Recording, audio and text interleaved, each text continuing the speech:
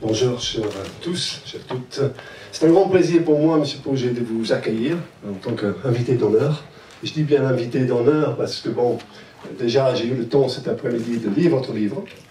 Et pourquoi? Parce que le titre, déjà, faut-il brûler les banquiers?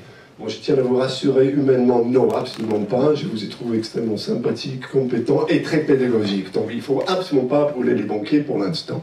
Plus sérieusement, si on regarde bien, pour l'instant, si on regarde bien...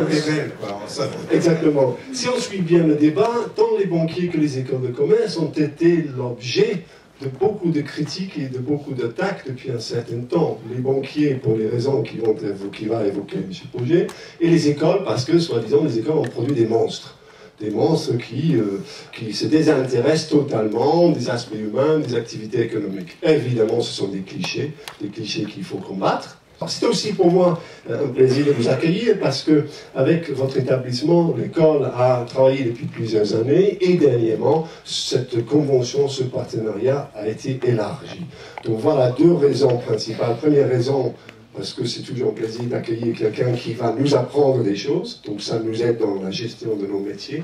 Et deuxièmement, parce que avec votre établissement, l'école a un partenariat qui est mutuellement productif et enrichissant. Donc, merci de nous avoir choisis pour nous honorer avec votre présence et je vous souhaite à vous tous et à vous toutes une excellente soirée, un très beau débat. Donc pour discuter avec M. Pauget, qui est donc directeur général du Crédit Agricole, nous avons invité M.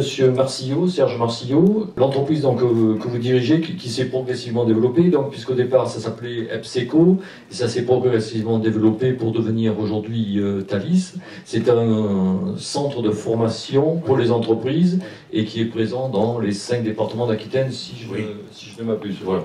Et vous en êtes devenu le président de la Confédération Générale des Petites et Moyennes Entreprises d'Aquitaine. On va donner la parole à M. Pauget, qui a publié, vous l'avez peut-être tous vu, qui a publié un livre, je crois que c'est en novembre 2009, en titre volontairement provocateur, Faut-il brûler les banquiers? Alors quand même, pour se replonger dans l'actualité, il y a eu la crise récemment, la crise monétaire et économique.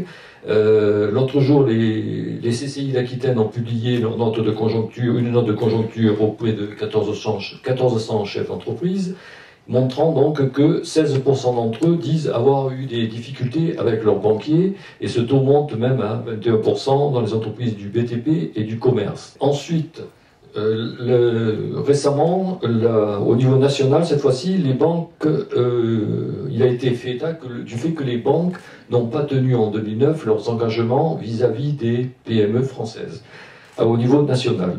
Alors, par contre, je crois qu'il faudra quand même la discussion qu'on fasse le distinguo entre ce qui relève de l'appui à la trésorerie des entreprises et de l'appui aux investissements. Ce que je voulais donc, pour commencer le débat, M. Pauget, c'est un peu quelles leçons aujourd'hui vous tirez de cette crise, qui n'est peut-être pas finie, on en parlera peut-être tout à l'heure.